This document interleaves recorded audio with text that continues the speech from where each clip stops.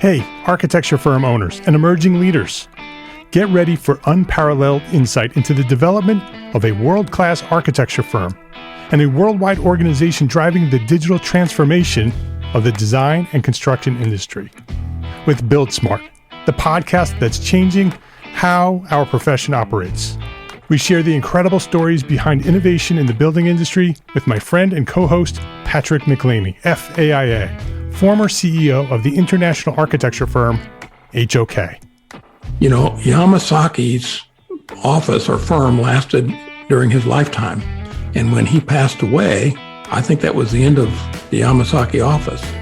Helmut did not want that. He wanted a firm that would live out and grow beyond the founders. In Season 1, discover the untold stories behind HOK's meteoric rise, from 150 employees in St. Louis to a powerhouse with over 1,900 staff members and 27 offices worldwide. You know, they weren't as polite as the Kojima people. That was just boom. And anytime you have a creditor, whether it's Kojima or the bank, that wants their money, unless you can raise money someplace else, you are out of business. Bankrupt. And hold on tight for Season 2, where Patrick takes us on a new adventure as chairman of Building Smart International, shaping the future of digital transformation in the design, construction, and operation of built assets. Ian Howell, Ken Harold, and I, Ken was my technical representative from HOK. The three of us took a tour of Europe of 5 cities in 5 days. Very busy time. Simply follow the link in the show notes to subscribe to Build Smart now and uncover lessons that will transform you and your architecture firm.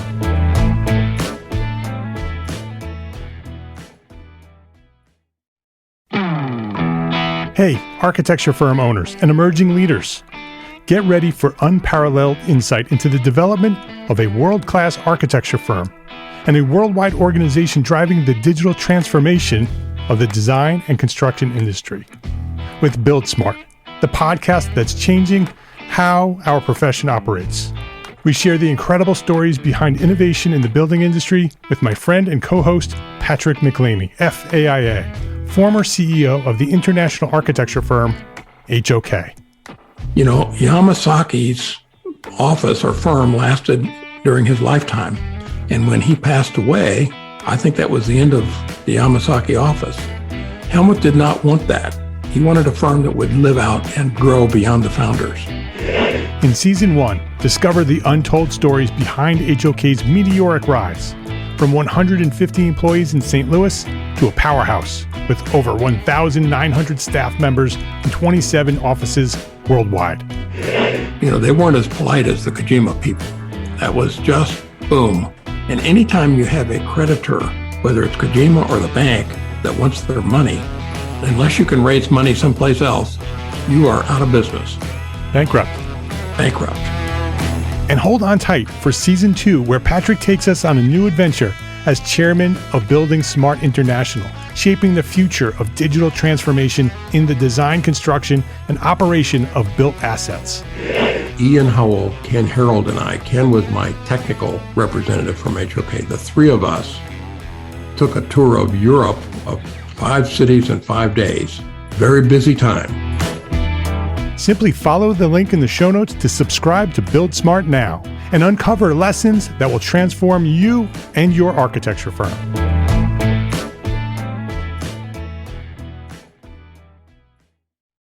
Entrepreneur Architect Podcast, episode 48.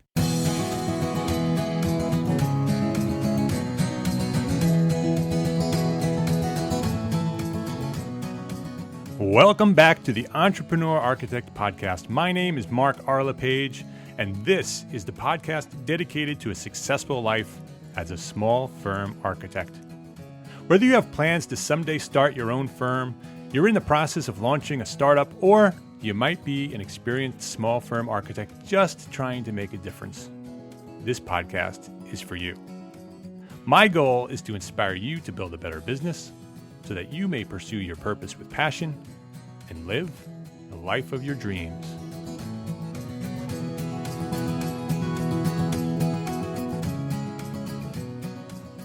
Today's guest at the Entrepreneur Architect Podcast is the principal at the Greenway Group, which is a leading strategy consulting and business networking firm in both the construction and design industry. He's also a director at the Design Futures Council and the associate publisher for DesignIntelligence magazine.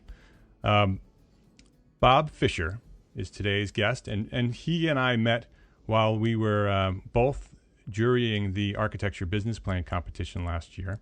We met in person in Chicago at the AIA convention and at the final the announcement of the winners of the business plan competition.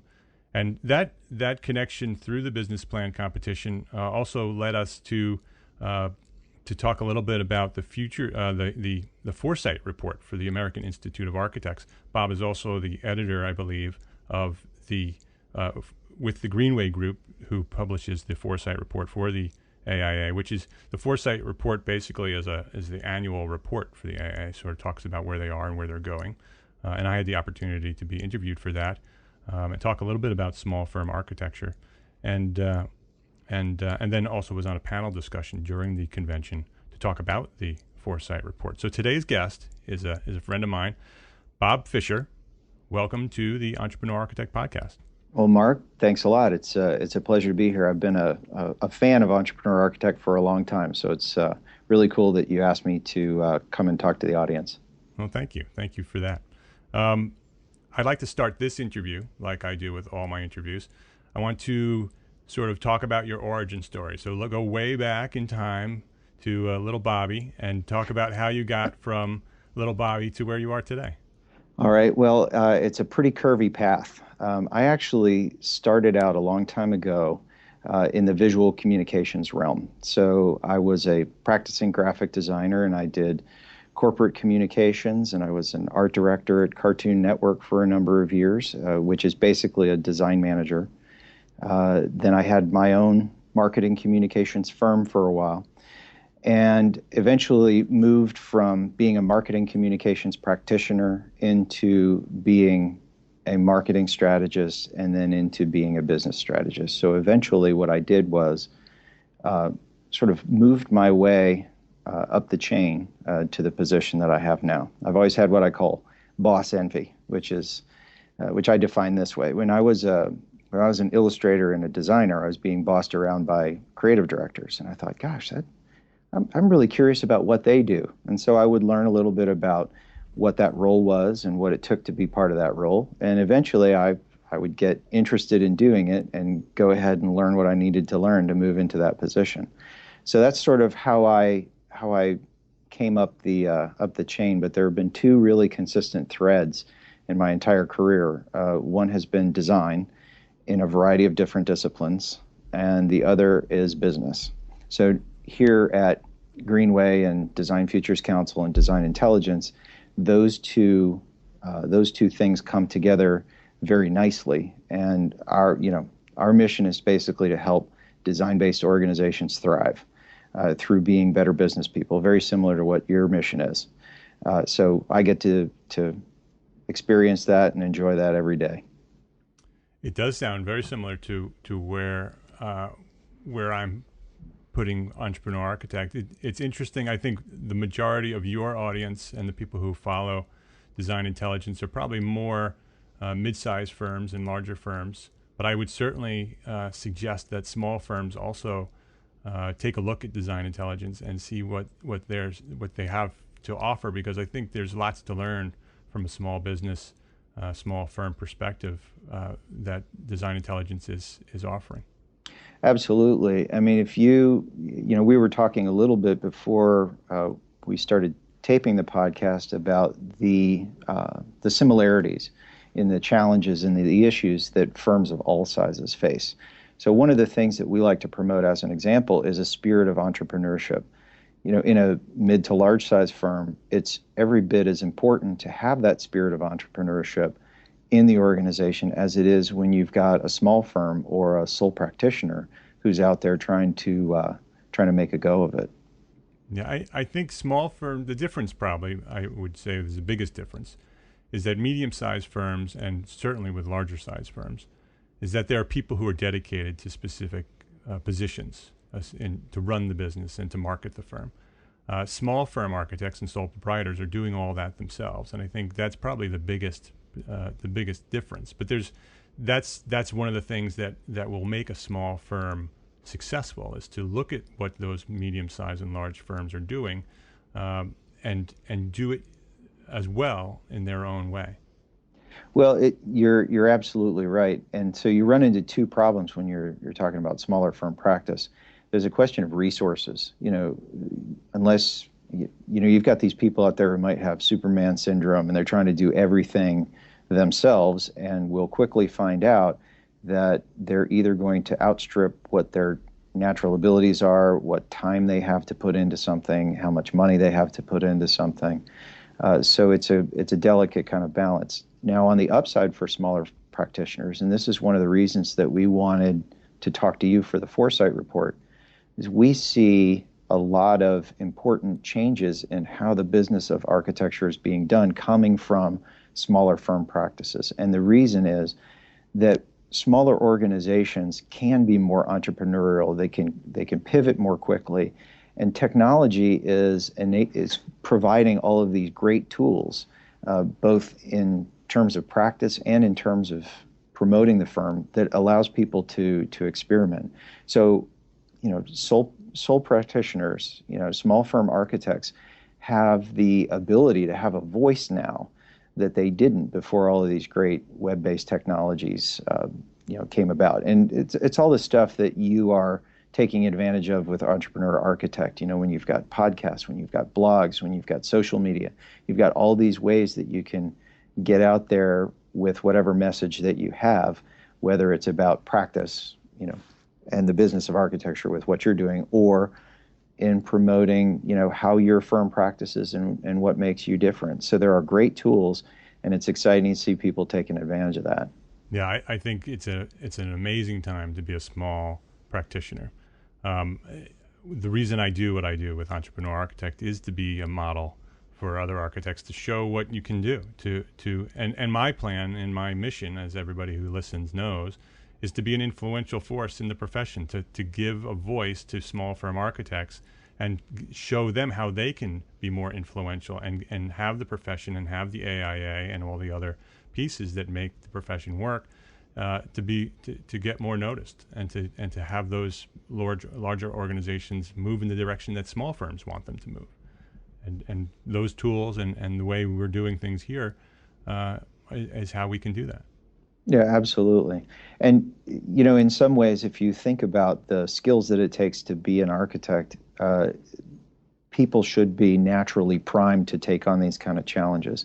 So if you're going to successfully market your practice, you need a combination of smart systems, and you need the kind of messages that are going to move people. In other words, you have to have the kind of mind that can balance being systematic where it's appropriate, but also being inspiring where it's appropriate too. So if you think about designing and delivering a project, all of that kind of comes into play. So it should be ideally something that can become natural for small firm practitioners to do.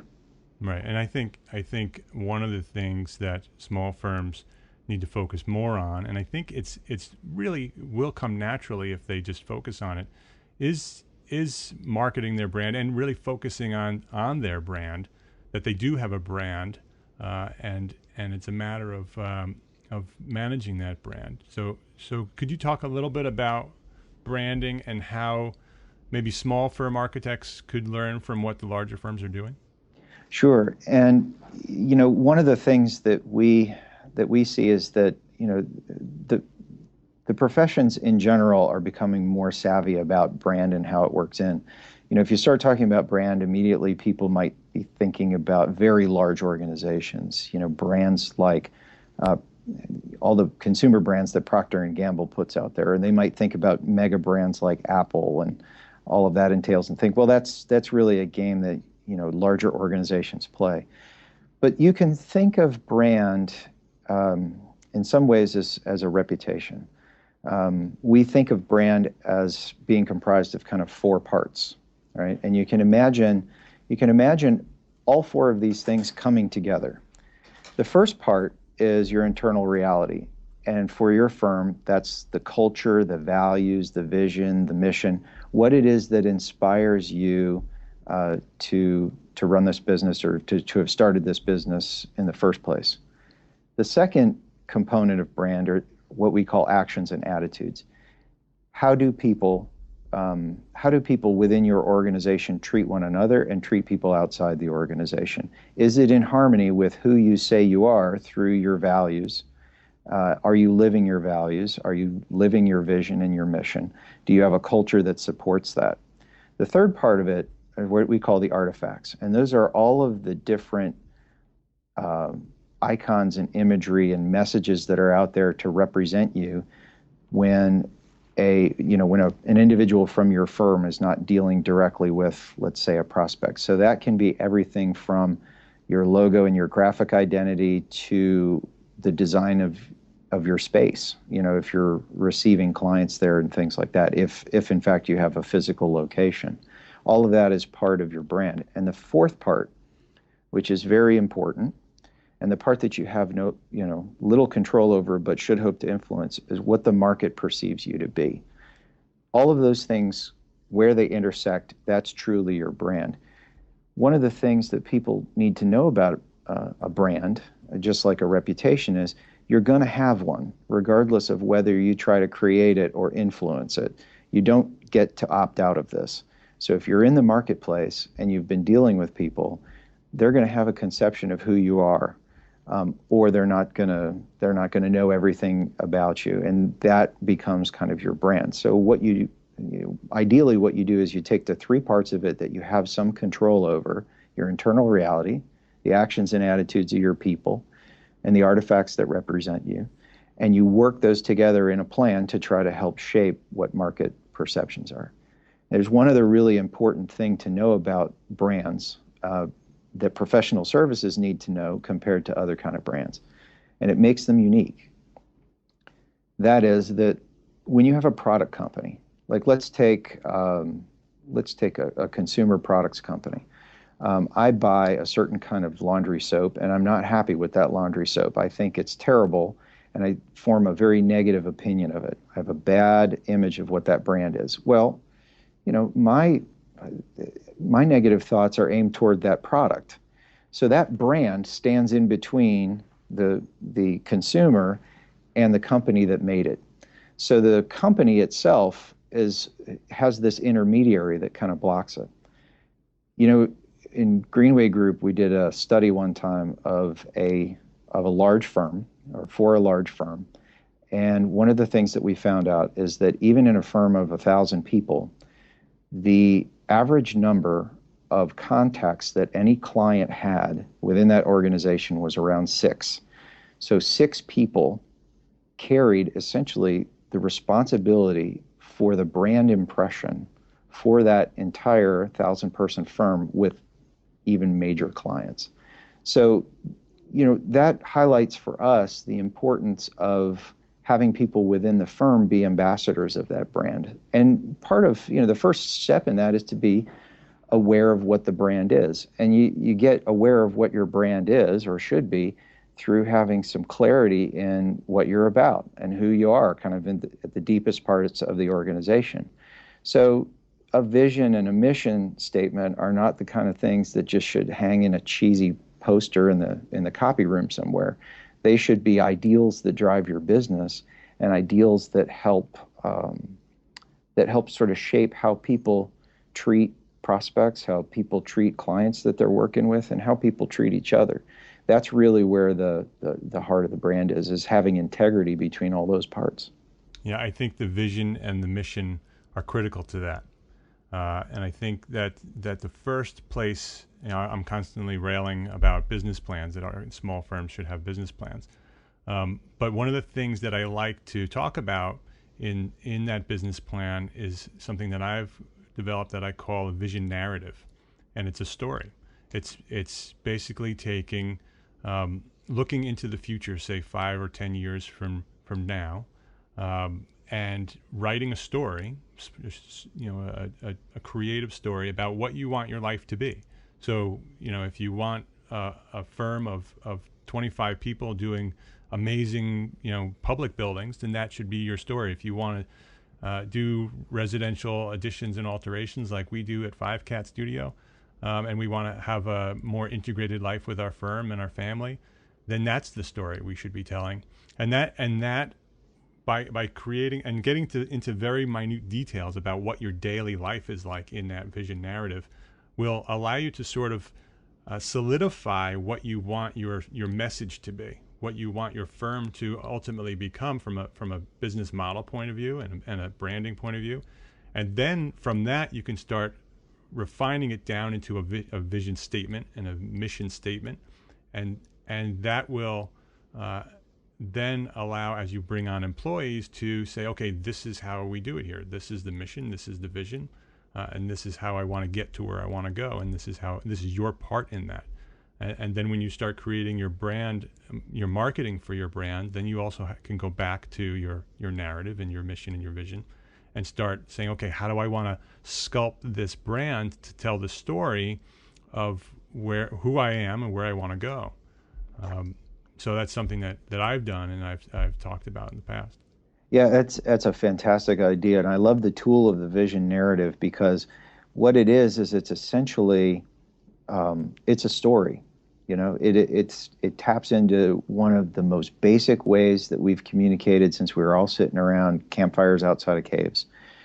So story is a powerful way, or storytelling is a powerful way, not just to communicate what something's about to other people. Now, you mentioned when you have employees, if that's what somebody wants to do, or if you're talking to prospects and you're talking about who you are and you're talking about how you can help improve their lives. All of that is really just a process of storytelling.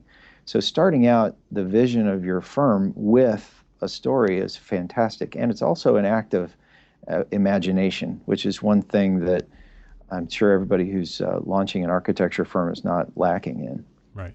Yeah, that's one of the reasons I love presenting it to architects, is because many architects are so afraid to start that business plan or don't see the value in it.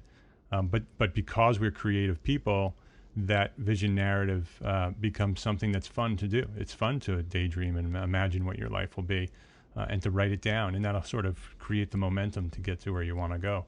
But I think that also the idea of storytelling and how that can help you become a successful architect. I think if you know the story that you want your employees to tell, and if you know the story that you want your current happy clients to tell other prospects, so when they're finished, they say, this is an amazing firm, look at this architecture that this architect has created, and here's the story behind it. And then they repeat the story that you've created and you've molded and have handed to this client to tell other people. That all happens through branding, by educating your client and of what your story is, so they can just repeat that same story. Yeah, absolutely. I mean, we were talking about how powerful storytelling is, and I always say that if there were two things that I could do, if I could wave a magic wand and make two things happen for architects in practices of any size, frankly, they would be these. First is I would get the message out that it's not your job to financially subsidize the success of others. Amen. And the second is I would make them fantastic communicators and storytellers, because what architects do has such incredible power. It has such value to transform lives and organizations and communities and beyond, that it's, to me, a lot of what the missing component is storytelling. Last week, we had one of our 2 yearly summits for the Design Futures Council, and it was called the Leadership Summit on Sustainable Design. And one of the big themes that came out of the conversations there was storytelling, because of the power that it has to transform.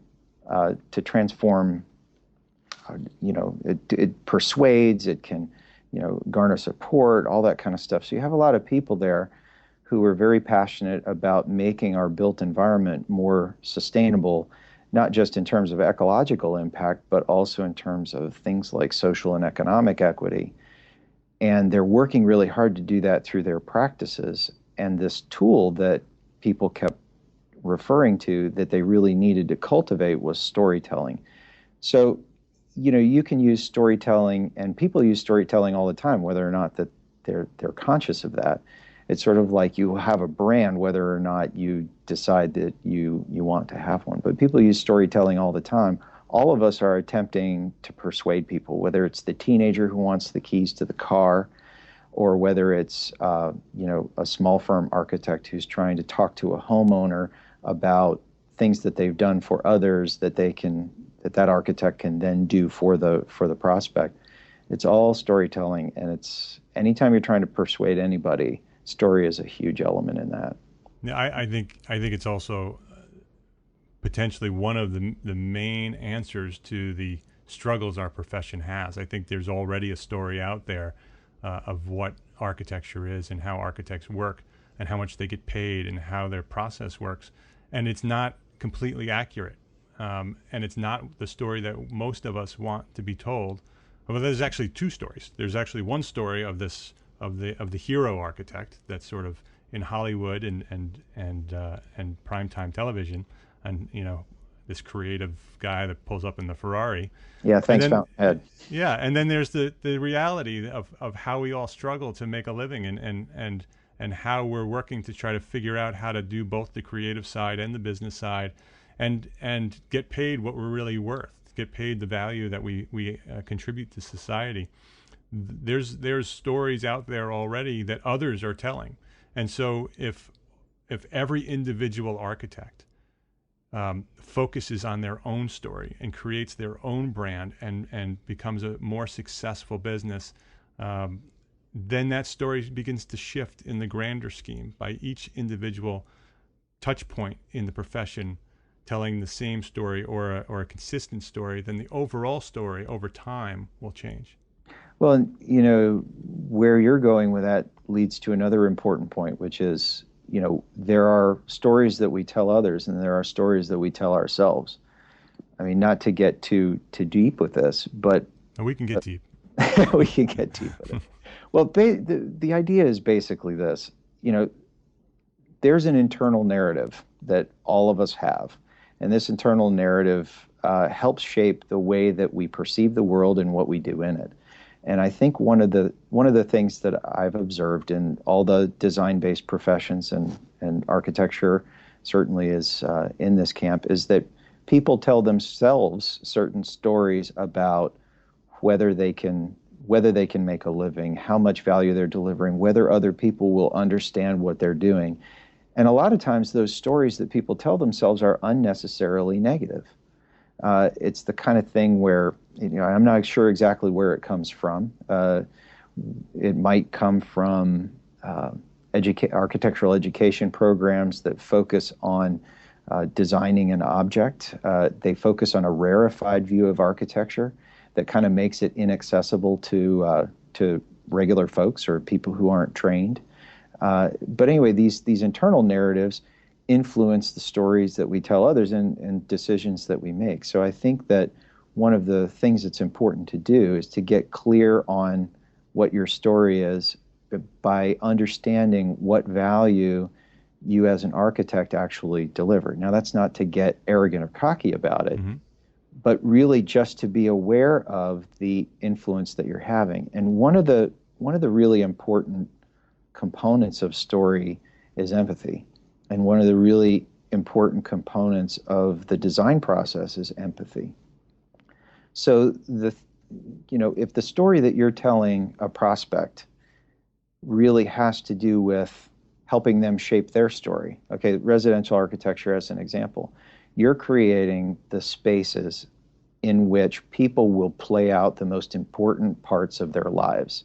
They'll have their most intimate relationships with their families are going to happen in that space. People spend a lot of time in that space. That is the place that they go to retreat from the world and to be the most, to sort of be who they are the most. Right. Because this is their private space. And kids too, the kids who grow up in homes, they become who they are because of some part by the spaces they're growing up in. Oh, absolutely. Absolutely. So the thing is what an architect is doing, and hopefully this is something that people are conscious of in pre-design and as they're doing basically, programming for a project, is that they're really focused on helping the client create their story.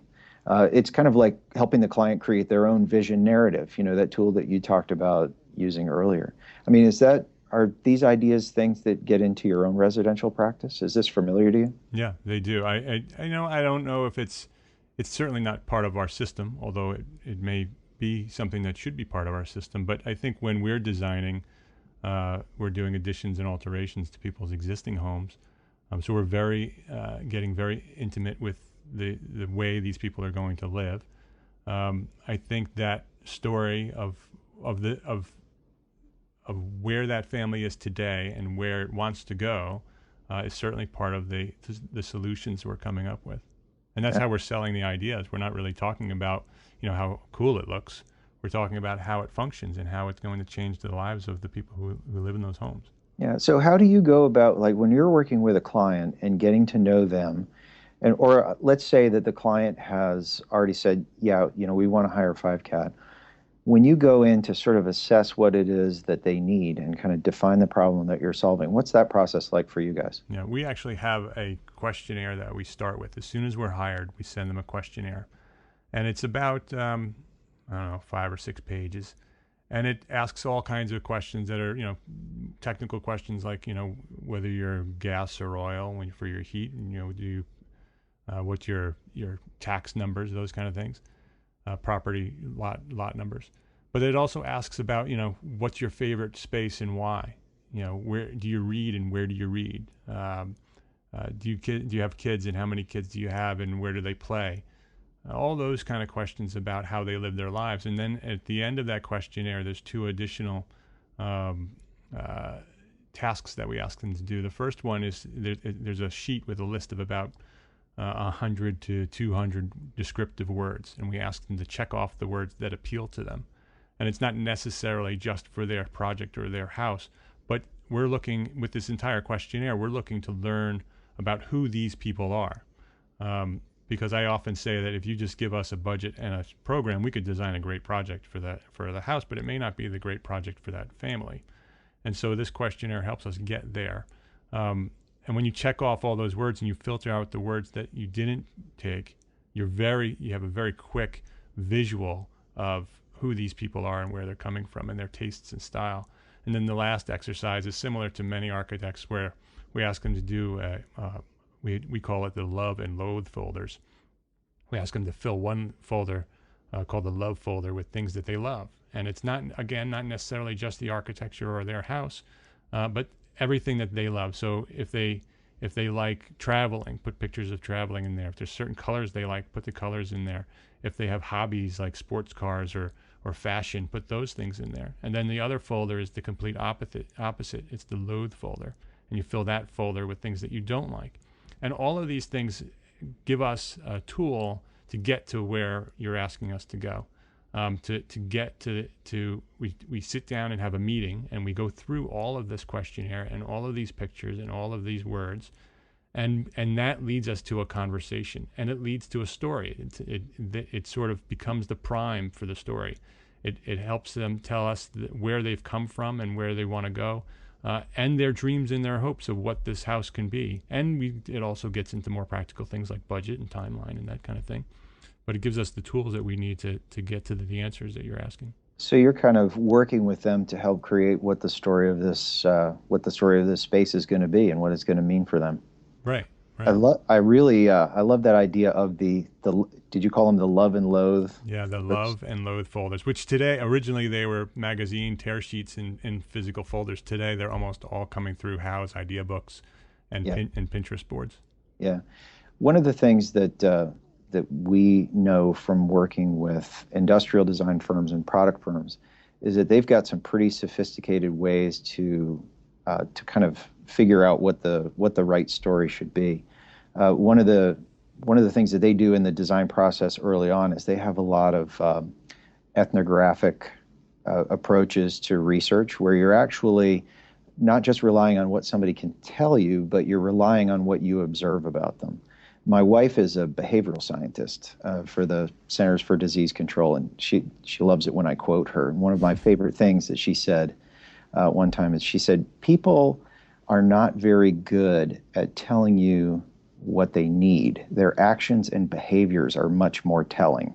And the idea of that is basically there's this wall of awareness between wants and needs. And if you ask somebody what they need, they will actually give you those wants that they are conscious of. But people do all kinds of things in their homes. I mean, they have to get ready for work. They've got to get the kids off to school. They come home and they have a way of unwinding after a long day.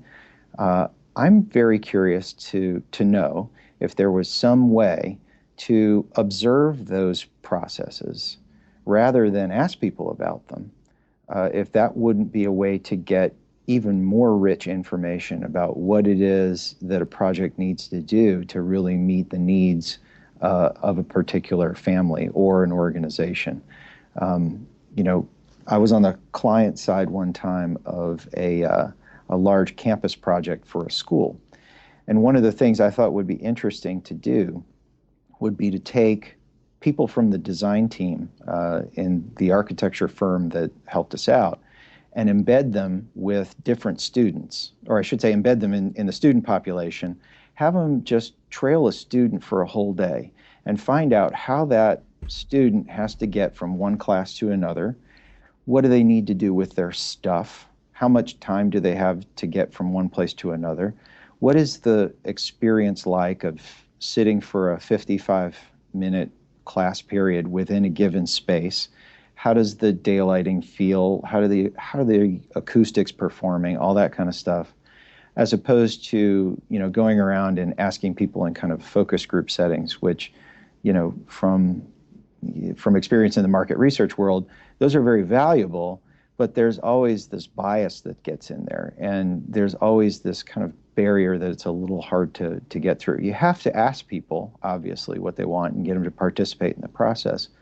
But one of the things that I think is an interesting lesson or something to look at from another discipline of design that is this idea of breaking through that wall of awareness and learning things by observing.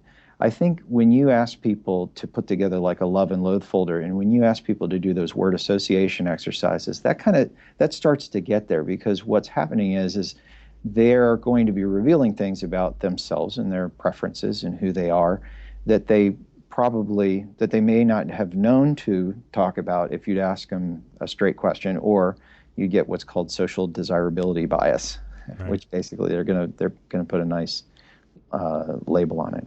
They tell you what they want you to hear. Yeah, absolutely. There's one other thing that you might be interested in on this topic. There's a guy named Wayne Lee who is now a professor at Georgia Tech, and he is he's from the industrial design world. He was a car designer. He designed cars and furniture. He was also one of the first people to go through Stanford's D School. I don't know if you're familiar with that. And he was for years a consultant with a firm called IDEO. And he's become a real expert in design process and design thinking and all that stuff. One of the things that he does with his students that I thought was really interesting in problem definition, it's a pre-design stage exercise, is he actually has them make a documentary of what it is they're trying to study. So in residential architecture, as an example, it would be like making the documentary of that family. And through the process of making a creative product, you learn all kinds of things about the subject that you're studying that might help inform designing a better project. I thought that was kind of an intriguing approach that he was taking. There might be some ideas there. Yeah, that's a great idea to store, because if you have to create a documentary, you have to put so much thought and research into it in order for it to become an interesting story. I think there's observation too. Yeah. So you put all those things together. There's the thought, there's the research, and then there's the observation, and you just observe without judgment. You observe and kind of take it all in, and that becomes information on which to make design decisions. Yeah, I've heard of architects, not recently or often, of spending an entire day with a client and basically mirror or shadowing them. I can feel the eyes rolling of our audience now of these big ideas that take so much time and money to do those kind of things. So I think it's probably impractical to spend an entire day with a client unless you have a very high fee or you're working hourly and the client is interested in that kind of thing. But there's also a trust level. I mean, people might think that's kind of weird if you say, hey, I want to tag along with you for a whole day. But what if in the questionnaires that you have, you said, tell me about all the steps that you have to go through to get ready for work. Right. And make sure that you include these details and the things that you would be looking for if you were standing there, observing the process. I mean, it might be, because chances are people have not really thought about or been too conscious of how they have to move through their physical space in order to accomplish these important things that they've got to do each day. So there might be a way that you can do it where it is practical and it isn't intrusive, but you still get some of the same quality of information that can go into making your design solution better. Yeah, I just had an idea. You could ask them to do the documentary, to ask them to take their iPhone and record your day.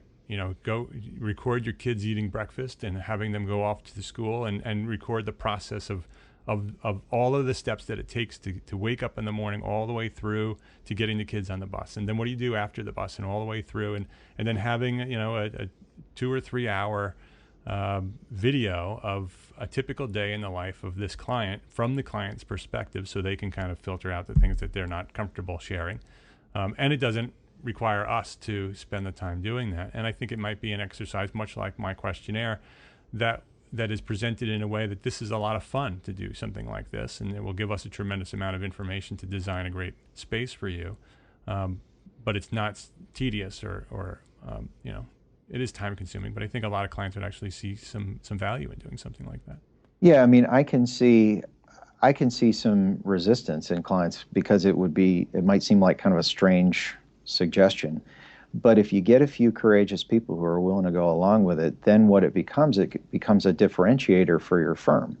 Because, process for a service-based business can be a strong differentiator. And if you say, we do things differently, here's how we do. If you have a good story for why it is that you need to go through this kind of process, and then you can demonstrate that on the back end with results. And if you have the client telling the story of how your project helped improve or change things for them in a positive way, then what you have now, we're back into the marketing and branding world, because all of that becomes a story that you wind up telling.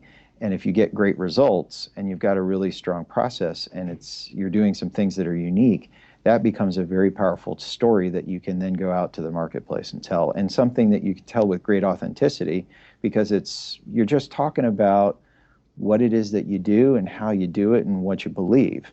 I mean, you're not making things up, and you're not trying to talk people into things that they don't want or need. You're just sharing with them examples of how you've been able to help other people. And even more powerfully, if they are able to share stories about how you were able to help them. Right. The one of the stories that we tell at Five Cat Studio is that we're not focused on creating great architecture. We're focused on managing the experience of the process. That we're handholders. That from a residential architecture point of view, the process of architecture is painful and scary and overwhelming. And by hiring us, we help you not only create a great piece of architecture, because that's expected when someone hires an architect, that they're going to get a great piece of architecture, but that the process, we're going to hold your hand from the very beginning and help you get all those ideas so we can create that great space, all the way through to the very end. And we're going to help you through construction and get you to the end and manage your expectations. So by the time we're finished, the process was a good one.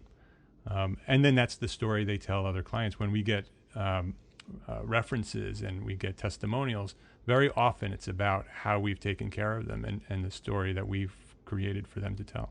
I would think that'd be particularly important through construction administration, just because that's when everything becomes real, and that's when you're going to come across a lot of the surprises, and that's when people are all going to have to be pretty flexible, right, to kind of get through the whole process. And that's where the story shifts. When architects don't provide construction administration services, and this is a broken record from me, I will not do a project without construction administration. I don't think any architect should.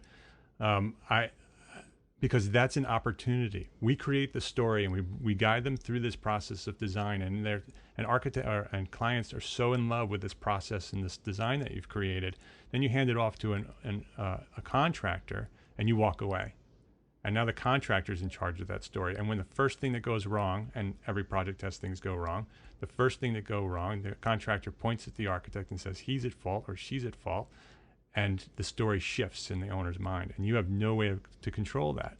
And construction administration is your greatest marketing opportunity. It's the time where you can help guide the client through that process, so you're helping them hold their hands and making sure everything goes smoothly for them. But it also is an opportunity to remind them that this great piece of architecture that this contractor is building is coming because you designed it with them.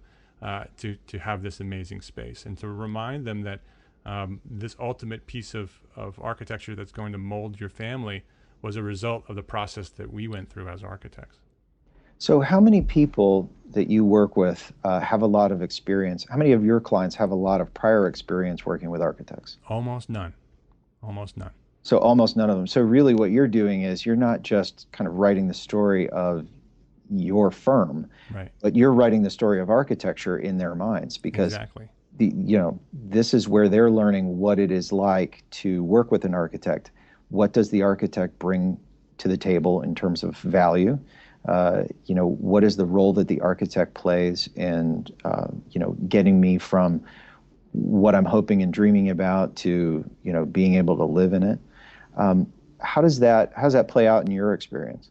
Yeah, I think that's exactly the point. I think that if every architect is telling their story the way you want it told, then it sort of influences the greater story. So, in our case, the story that we're telling and the process that we're going through gives us the opportunity to decide what our fees are going to be and how our contracts are written. And the process that we go through, because our clients don't have that experience and they don't know what to expect. You're teaching them what they should expect. And so they don't know how much they should pay. They don't know what a contract should look like. They don't know the process that you're going to go through. And so many architects don't charge enough. Their contracts are either using the large contracts to sort of intimidate clients. And their process is what they think the architecture process should be rather than what they want it to be. And so you have this opportunity with these clients who have no experience to teach them what you want your story to be and what you want your process to be and what you want your fee to be.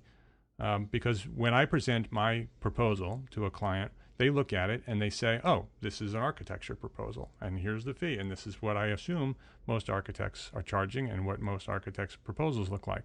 And if they're getting fees and proposals from others, it actually gives us an opportunity to stand out among the crowd of the others who are doing everything the same way, to make us look differently and to be telling a different story.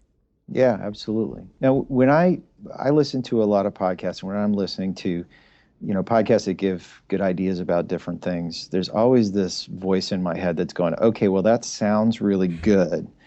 But if I'm the guy that's got to go back to the office and implement that, how is this kind of thing practical? So what I'm wondering is, in your experience, in your practice, we've talked a lot about marketing, we've talked about building your story, and we've talked about telling your story, educating clients, and that sort of thing.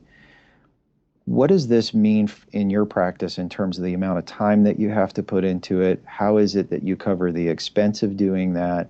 What did you have to learn in order to be able to do that? How does that play out in your practice? Well, it's actually not very time consuming because we've created a proposal that's a form that we just fill in the fields for the specific client, the specific project. Our proposal is also our agreement, so it cuts off a step. So we're not doing two separate documents. It's one document that is a proposal, and then if they want to go forward, they sign that, and it becomes our agreement. The entire process, our entire sales process of, from the point when the client's picking up the phone and scheduling the meeting and meeting them and going through that process is all part of a system that I do the same thing on every project. And so there's very little time consuming. Once you set up the system and you set up the forms, it actually saves a lot of time than to try to recreate it every time you go out to another client. Well, what about the part of the process that comes before you make an initial contact with a prospect? When you're talking about how you put out the public face of 5CAT. In other words, the brand that you're trying to build out there in the marketplace, all those artifacts that you have to create and the story that you have to put out into the marketplace that maybe gets people interested in working with you or gives them a certain idea about you before they get a chance to meet you. What does all that entail? Well, I can tell you there's lots that I need to improve. I can tell you that if you go to my website at 5cat.com, it's not telling the story of hand-holding and managing the experience as it should. The reason it doesn't is, because I have a lot of hats on and I haven't found the time to do that yet.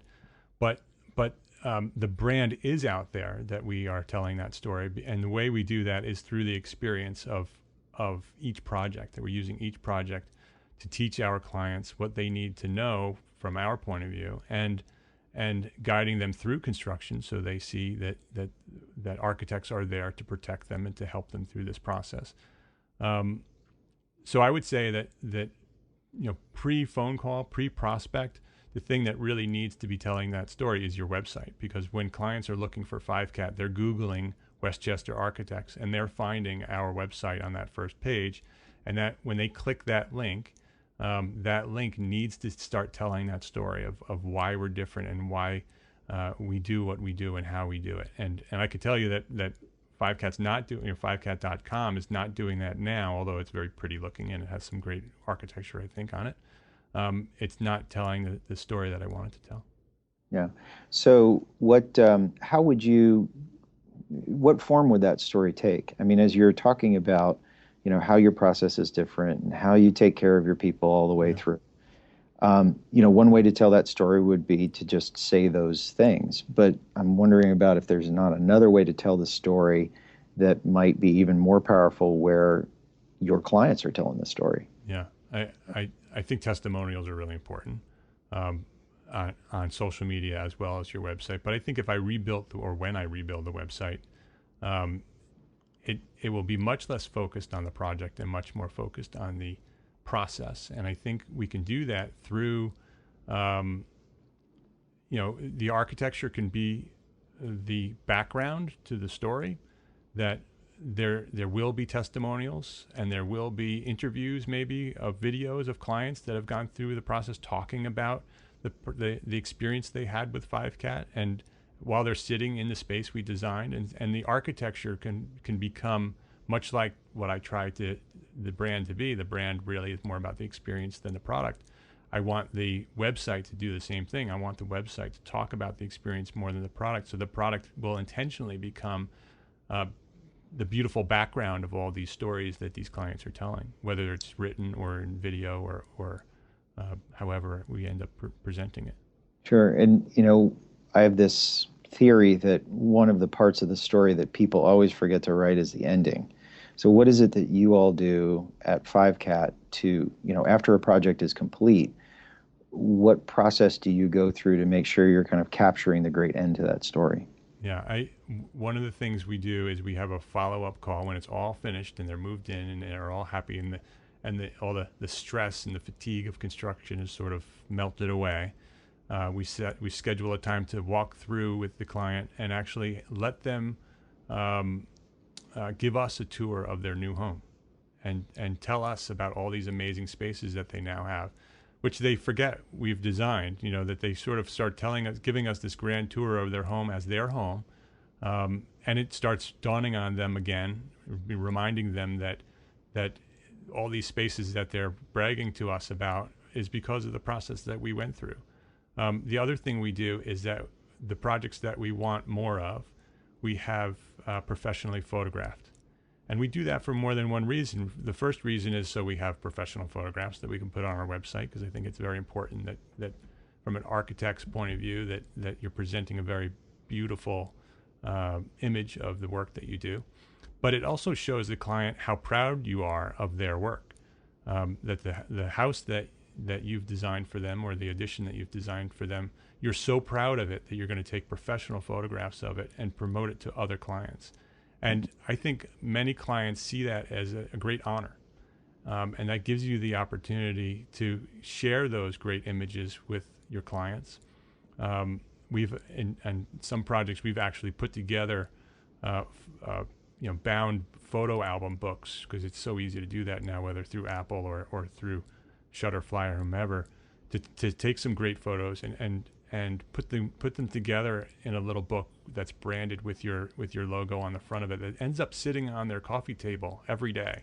And when their friends come over to have some coffee, the book is there, and it gives them the opportunity to share this book with them. And maybe that book also has more than just pictures, and maybe it has more stories, and it sort of gives you the story of the process. It kind of talks about the design process and talks about how you help them through with the bidding, and it kind of is a true photo album or a scrapbook of the entire process that's branded by your firm. Absolutely. I mean, many of us live in houses, but how many of us live in houses that have a story? Right. And what you're giving them is you're giving them a prop that they can tell that story. I remember I was talking to a small firm residential architect here in the greater Atlanta area, and he does a lot of high-end residential work. And he was talking about, I said, well, tell me about some of the projects that you've done in the last couple of years. And he was talking about doing a project for an art collector. And I said, well, tell me a little bit more about that. And so he started to describe the physical space, and he started to describe all the architectural features and how he was designing these special spaces where, sculptures could go and how the paintings would be. And I kept sort of prodding and poking away at this, wondering if he was going to make the jump from what the physical characteristics and the design characteristics were of this space to what gift he had given to the owner of that space. So, you've got somebody who's got a passionate hobby. So they're so passionate about it that they're willing to put significant resources into it, and they've built this art collection. And what I kept imagining what that art collector, what it would sound like, what it would look like to take a tour with that art collector of that new space. And this new space is going to highlight, it's going to show off, it's going to be the stage on which this person can display their passion to their friends and their guests and whoever else kind of comes into the space. And I kept thinking, if this particular architect I was talking to was able to capture a little bit of the magic of that story and communicate that ahead of time, how much more value would a new prospect think that architect was going to deliver? Because of, not only did they get a great performing physical space, but they got this other dimension. And the key is that, that an architect should look far enough downstream of the effects of what they're doing to be able to articulate what the real value is. Because most clients are probably not going to be design sensitive or design savvy enough to be able to understand the difference between good enough and great architecture. You think that's a fair statement? Yeah, I would agree. So the thing is sometimes I think those of us who come from design professions speak about the value of what we do in our own language, and we aren't fully aware that a lot of times we're talking to people that only speak a few words of that language or speak a different dialect of that language because they've been watching a whole lot of HGTV, and they don't really understand how what it is we're talking about is going to improve things for them, and that ultimately is what a great design project needs to do. Yeah, and I think we're probably getting to the close on this podcast with our time, but I think that's a very important point. Is that not only is it important for us to tell our stories, both to our clients and to the profession at large, but it needs to be told in a specific language that can be very easily understood by everybody who's listening or reading that story. So I want to thank you very much, Bob, for being with me here today and talking to me about branding and storytelling. This episode will become our Architalks submission, which is let me tell you a little bit about Architalks. Architalks is organized by Bob Borson over at the Life of an Architect blog, and he puts out every month a subject for bloggers, and in my case I do it through a podcast.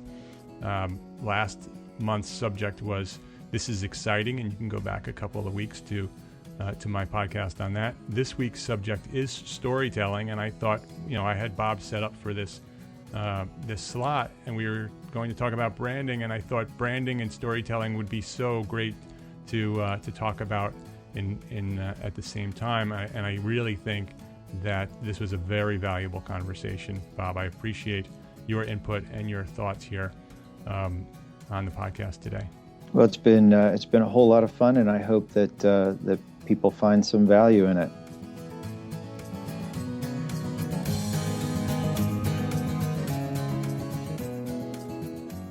That was a fantastic conversation. Bob and I could have gone on for another 2 hours talking about that subject of branding and storytelling. I think Bob and I have very similar missions in this world, and we're both passionate about being an influential force in this profession of architecture. So please go visit DesignIntelligence and go see what they have to offer for you, because I think that small firm architects can really benefit from what they're sharing there. Bob and his team do a fantastic job with that publication. You can go to DesignIntelligence.com. Please also visit on Twitter, visit Bob at Bob Fisher ATL, as in Atlanta, at Bob Fisher ATL, and leave him a tweet to say thank you for sharing so much valuable today on the Entrepreneur Architect podcast. You'll also find links to everything Bob's doing over at the show notes for this episode. Go to entrearchitect.com/episode 48. And while you're there, please leave a comment and let me know what you think of the show. How are you telling your story? How are you, as an individual, independent architect, telling your story of architecture? How are you adding to the tapestry of all the other stories being told? Please visit the website and leave your thoughts in the comments for the show.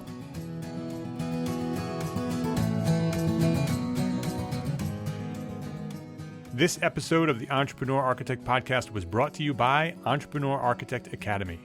Entrepreneur Architect Academy is a community of like-minded entrepreneur architects seeking to take their small firms to greater success. You may be the average of the 5 people with whom you surround yourself, and this is an opportunity to be a part of a group of professionals who are determined to take their profession, their business, their lives, and their leadership to the next level. Enrollment for the Academy is currently closed, but if you're interested in learning more about Entrepreneur Architect Academy and want to receive notification when enrollment for the next class of members opens again, and that will be soon, please visit entrearchitect.com/academy. And if you like this episode, please go to iTunes and leave me a review. This is how you may help me spread the word about Entrepreneur Architect and our mission to become an influential force in the profession. Go to entrearchitect.com/iTunes and leave me a review. I'm only halfway to my goal of 100 reviews by the end of the year, and there are no new reviews of the show this week. So if you like what you're hearing and you have not yet posted a review, please head on over to iTunes and let me know what you think. The guys over at ArcaSpeak, they're still just lagging behind me. I'm at 50. I think they're at 48 or 49. But this is head-to-head here, guys. So leave a review at entrearchitect.com/iTunes. And I do thank you and appreciate your support and encouragement for all that I'm doing here at Entrepreneur Architect. So until next time, my name is Mark R. LePage, and I am an Entrepreneur Architect. Thank you very much for listening. Have a great week.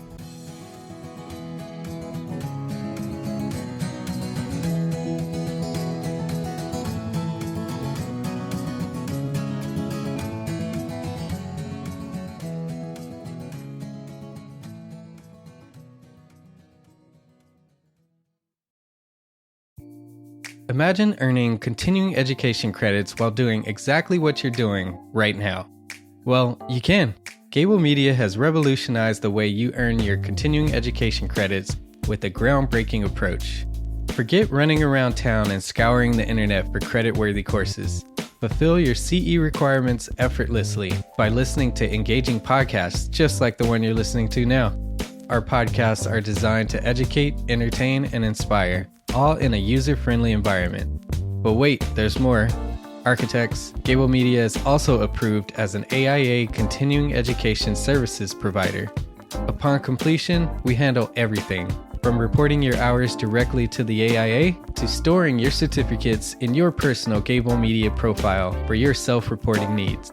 So follow the link in the show notes and start earning your credits in the most innovative and entertaining way possible with Gable Media. Attention architects and creative minds. Get ready to supercharge your brand with Build Your Brand, the podcast that's unlocking the secrets of branding success for creatives. Hey there, it's Mark R. LePage, founder of Entre Architect, and I'm inviting you to join my friend, architect marketing expert Jeff Echols at Build Your Brand podcast, where he explores the captivating stories of the world's top brands and transforms their lessons into powerful moves for small firm architects and creatives like you. In Season 1, Jeff shares the thrilling tale of Southwest Airlines, where he dissects their journey to the summit and distills it into strategies tailor-made for you. It's important to keep in mind that companies like Southwest compete in the real world, just like you, and face real-world challenges, just like you. You might be surprised at how similar those challenges are to the struggles that you grapple with on a day-to-day basis. Don't miss out on your blueprint for success. Subscribe, tune in, and let's build your brand together. You may have noticed that the very best brands in the world are also known for having somewhat unique corporate cultures. That's often the glue that holds everything together when they encounter those rough spots. We don't do it because it inconveniences the passengers to whom we are primarily dedicated, the short haul, frequent flyer. Follow the link in the show notes to subscribe to Build Your Brand today. Remember, no matter the size, the journey's the same. Your brand's journey to the top starts here.